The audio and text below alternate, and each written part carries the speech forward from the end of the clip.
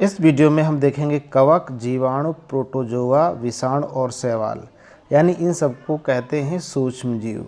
सूक्ष्म जीवों के विषय में हम जानेंगे कि यह क्या होते हैं, कौन सा सूक्ष्म जीव कौन सा रोग उत्पन्न करता है, कौन सा सूक्ष्म जीव हमारे लिए लाभदायक है, कौन सा सूक्ष्म जीव हमारे लिए हानिकारक है, कहाँ कहाँ ये पाए जाते हैं। तो इस वीडियो में ये सब हम जानने वाले हैं मुख्यतः। तो देखिए, कवक, जीवाणु, प्रोटोजोआ, विषाणु, शैवाल। कवक मीन्स फंगी, ओके। जीवाणु मीन्स बैक्टीरिया, प्रोटोजोआ विषाणु वायरस और शैवाल। आइए एक एक करके इनको देखा जाए। तो सूक्ष्म जीवों की उपस्थिति ये सर्वव्यापी होते हैं, यानी हवा, पानी, मिट्टी, पौधों एवं जंतुओं के शरीर में अंदर व बाहर सभी जगह पाए जाते हैं। जैसे एंट अमीबा हिस्टोलिटिका मनुष्य की आंत में परजीवी के रूप में पाया जाता है और जो पेचिश नामक रोग उत्पन्न करता है। इसी प्रकार नींबू के पौधे पर जेंथोमोनास साइट्री नामक जीवाणु कैंकर नामक रोग नींबू में उत्पन्न करता है। तो सूक्ष्म जीवाणु जो है 5 प्रकार के होते हैं। सूक्ष्म जीव 5 प्रकार के होते हैं। पहले को जीवाणु यानी बैक्टीरिया, दूसरे को विषाणु यानी वायरस, तीसरे को प्रोटोजोआ एक कोशिकीय होते हैं, चौथे को कवक, पांचवे को शैवाल कहा जाता है। आइए हम देखते हैं। जीवाणु यानी बैक्टीरिया एक कोशिकीय होते हैं, हवा, मिट्टी, जल सभी जगहों पर पाए जाते हैं। रंग नीला हरा होता है। प्रकाश संश्लेषण द्वारा अपना भोजन स्वयं बनाते हैं। दूसरे शब्दों में कहें कि स्वपोषी होते हैं। जैसे कि स्पाइरुलिना नामक साइनोबैक्टीरिया को भोजन के रूप में उपयोग किया जाता है। हमारे लिए थोड़ा सा लाभदायक है। ओके, अब आइए बात करते हैं विषाणु की। विषाणु दरअसल सूक्ष्म जीवों में विषाणु सबसे सूक्ष्म होते हैं। ये न्यूक्लिक अम्ल तथा प्रोटीन के बने होते हैं। ये पूर्ण रूप से क्या होते हैं? परजीवी होते हैं, यानी दूसरे पर ये निर्भर होते हैं। ओके, देखिए, मनुष्य में चेचक, पोलियो, हेपेटाइटिस, डेंगू, चिकनगुनिया आदि विषाणु द्वारा ही रोग पैदा किए जाते हैं। विषाणु की खोज दामित्री इवोनोवस्की नामक रूसी वैज्ञानिक ने सन 1892 ईस्वी में की थी। विषाणु सजीव और निर्जीव के बीच की कड़ी होते हैं। प्रोटोजोआ तीसरा प्रकार है सूक्ष्म जीवों का। तो प्रोटोजोआ भी सूक्ष्म जीव का एक समूह है। इस संघ के जीव एक कोश के होते हैं, सभी एक कोश के होते हैं, जैसे अमीबा और पैरामेसियम। ओके, जैसे कि आपने देखा एंट अमीबा हिस्टोलिटिका से पेचिश तथा प्लाज्मोडियम द्वारा मलेरिया नामक रोग होता है। तो मलेरिया नामक रोग जो है वो प्लाज्मोडियम नामक एक प्रोटोजोआ होता है, उसके द्वारा फैलता है। और पेचिश जो नामक रोग है वो एंट अमीबा हिस्टोलिटिका नामक एक प्रोटोजोआ होता है, उसके द्वारा फैलता है। अब आइए बात करते हैं कवक। ओके, कवक को फफूंद भी कहा जाता है। अक्सर ब्रेड में, अचार में, चमड़े के वस्तुओं पर हमने इनको उगते हुए देखा है। जैसे एक प्रकार है कुकुरमुत्ता, ठीक है। कवक एक कोशिकीय और बहुकोशिकीय दोनों होते हैं। उदाहरण के लिए मशरूम भोजन के लिए प्रयोग किया जाता है। पेनिसिलिन नामक कवक, देखिए बहुत इंपॉर्टेंट चीज़ है। पेनिसिलिन नामक क्या है? कवक से, पेनिसिलिन नामक कवक से पेनिसिलिन नामक प्रतिजैविक दवाएं बनाई जाती है। प्रतिजैविक मतलब एंटीबायोटिक दवा बनाई जाती है। पक्सिनिया नामक कवक गेहूं में रोग उत्पन्न करता है। मनुष्य में कवक द्वारा उत्पन्न होने वाला जो रोग है वो मुख्य रूप से क्या है? दाद है। कई बार दाद से व्यक्ति गंजा भी हो जाता है। अब आइए इसको ज़रा देख लेते हैं कि तो तुम मेहमान वगैरह रख दो। सन 1929 ईस्वी में अलेक्जेंडर फ्लेमिंग जीवाणु से बचाव हेतु एक संवर्धन प्रयोग कर रहे थे। अचानक उन्होंने संवर्धन तस्तरी पर हरे रंग की फफूंद के छोटे बीजाणु देखे। उन्होंने पाया कि यह फफूंद जीवाणु की वृद्धि को रोकते हैं।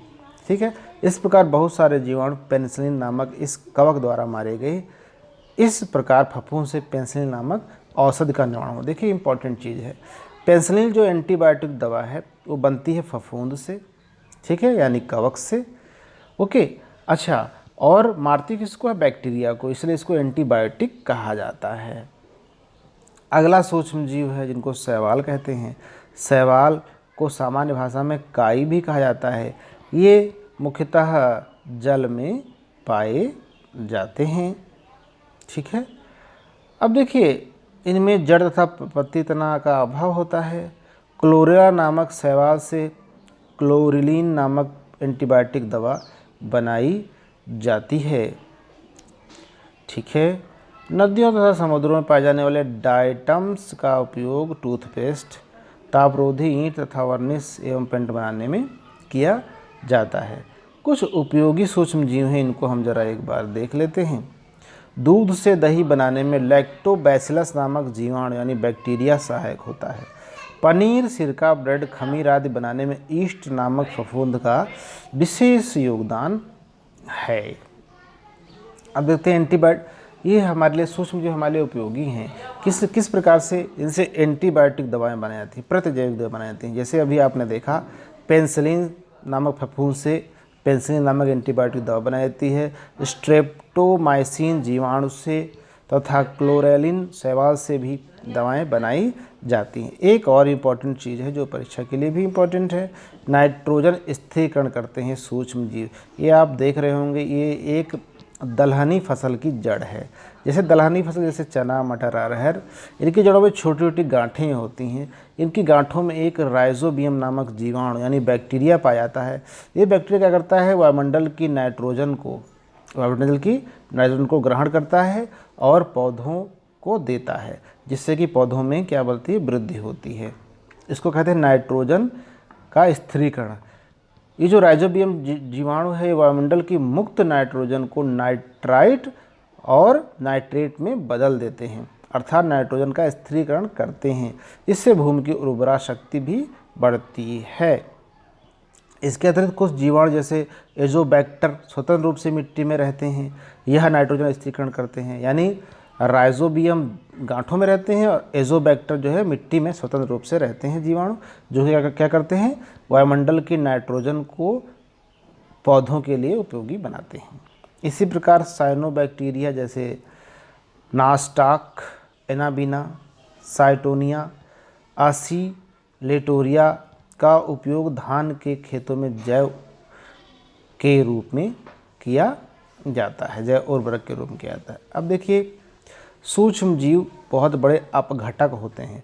अपघटक मतलब पौधों और जंतुओं के मृत शरीर को सड़ाकर नष्ट करके मिट्टी में मिला देते हैं, जिससे मिट्टी की उर्वरा शक्ति भी बढ़ जाती है।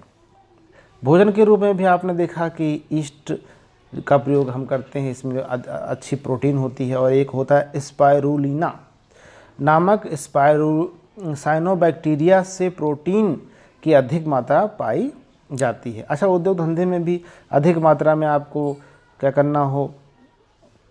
सिरका बनाना हो, तंबाकू बनानी हो, दुग्ध उपयोग में ईस्ट कवक का प्रयोग किया जाता है, जिससे डबल रोटी बनाने में। अच्छा, अब हानिकारक जो हमारे लिए हानिकारक हैं उनको देख लेते हैं। सूक्ष्म जीव हमारे लिए हानिकारक भी हैं, लाभदायक हैं तो हानिकारक भी हैं। अच्छा, जीवाणुओं द्वारा हानिकारक क्या है? जीवाणु द्वारा मनुष्य में तपेदिक, हैजा, निमोनिया, टाइफाइड आदि रोग होते हैं। यानी ये सारे रोग जीवाणु द्वारा, बैक्टीरिया द्वारा फैलते हैं। अच्छा, दाद नामक रोग ट्राइकोफाइटान तथा माइक्रोस्पोरम नामक कवक द्वारा होता है। जंतुओं में अनेक रोग जैसे भेड़ का एंथ्रेक्स रोग बैसिलस एंथ्रेसिस नामक जीवाणु से होता है।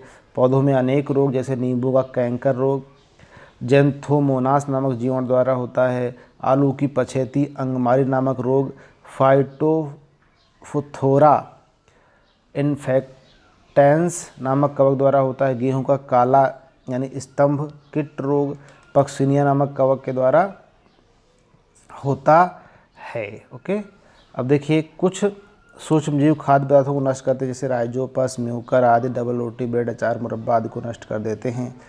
ठीक है, कुछ सूक्ष्म जैसे थाइलोबैसिलस डिनाफ्टिकेंस नाइट्रेट को नाइट्रोजन तथा अमोनिया में बदल देते हैं, जिससे भूमि की उर्वरा शक्ति भी कम हो जाती है। ठीक है, एक चीज़ और आपको जाननी है, लुई पास्चर 1866 ईस्वी में, लुई पास्चर जो है क्या किया इन्होंने, 1866 ईस्वी में पाश्चुरीकरण विधि का पता लगाया।